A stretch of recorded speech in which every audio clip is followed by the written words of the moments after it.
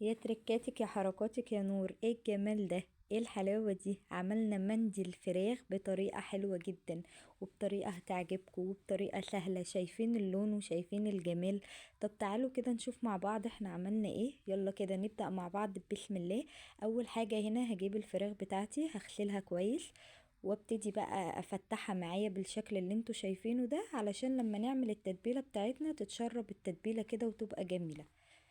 تعالوا بقى كده نشوف مع بعض التتبيلة بتاعتنا تبقى عبارة عن ايه. انا معايا هنا طماطمايه مبشورة، معايا بصلايه مبشورة وعليها قرن فلفل، معايا معلقتين صلصة، معلقة عسل. ومعلقة العسل هنا هتدي طعم حلو جدا للفراخ، هتعلي التست بتاعها.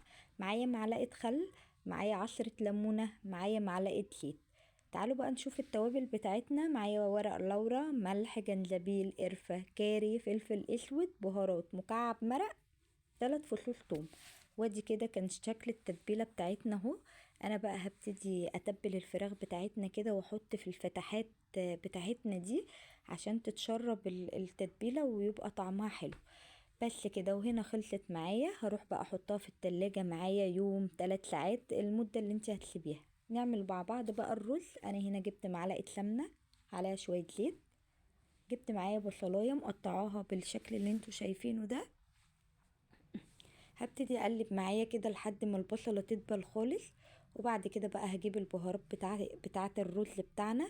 معايا عود قرفه، ورق لورا، قرفه بودر، كركم، بهارات، جنزبيل، فلفل اسود، كاري، مكعب مرق، ملح حسب الرغبه. هو هبتدي اقلب كده لحد ما التوابل بتاعتنا او البهارات بتاعتنا تطلع الريحه الجميله بتاعتها. نزلت معانا بالرز كده وقلبته تقلبتين. هجيب بقى معايا الطاجن بتاعنا. انا نزلت بقى بالرز كده زي ما انتوا شايفين. الرز البسمتي هنا يا جماعة عكس الرز المصري بتاعنا، الكوباية بتاخد كوبايتين مية. انا نزلت بالمية بتاعتي. هبتدي بقى اقفل بورق الفويل كده بطريقة محكمة، علشان يبقى متقفل كويس على الرز بتاعنا، علشان يستوي معانا ويطلع مفلفل. تمام. انا هنا بقى هبتدي ادي فتحات كده. انا جيت هنا احط الفراخ بتاعتي لقيت الورقة خفيفة، فبصراحة حطيت ورقة تانية عشان تستحمل. يعني انا هنا حاطة ورقتين فويل مش ورقة واحدة. وهبتدي ارص الفراخ بتاعتي بالشكل اللي انتوا شايفينه ده. وهنا بعد ما رصيتها هنزل معايا بشوية من الصوص بتاعنا كده، او من التتبيلة بتاعتنا. وهبتدي اقفل بقى تاني كده بورقة فويل، واروح ادخلها الفرن بتاعنا. طب تعالوا نعمل السلطة الجميلة دي اللي لازم تتعمل جنب الفراخ بتاعتنا. انا معايا هنا طماطمايه مبشورة، معلقة خل، وعصرة ليمونة، ومعايا فلفل وملح وبابريكا وشطة وفص ثوم بس. وهقلبها وادي كده السلطة بتاعتنا جاهزة.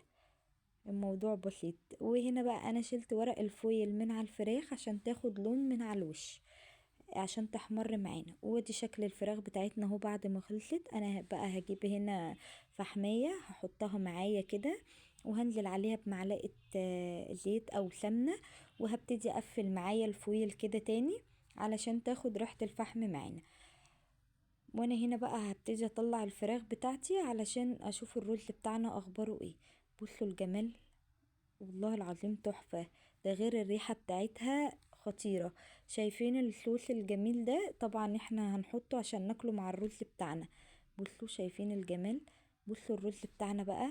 تعالوا بقى نشوف الفلفلة والعظمة اللي احنا عاملينها. بصوا شكل الرز، يعني بصراحة تحفة. يعني جربوا الطريقة دي مش هتندموا. انا هنا بقى خلصت معايا خالص. بصوا ادي شكل الفراخ بتاعتي. بصوا الفراخ بتاعتنا مستوية ازاي، بجد حلوة جدا وطعمها تحفة. معلقة العسل هنا علت التست معانا جدا وخلتها خطيرة. احلى مندي فراخ ده ولا ايه؟ جربوا الطريقة دي مش هتندموا. اتمنى وصفاتي تكون بتعجبكم. استنوني في اكلة جديدة وبوصفة جديدة.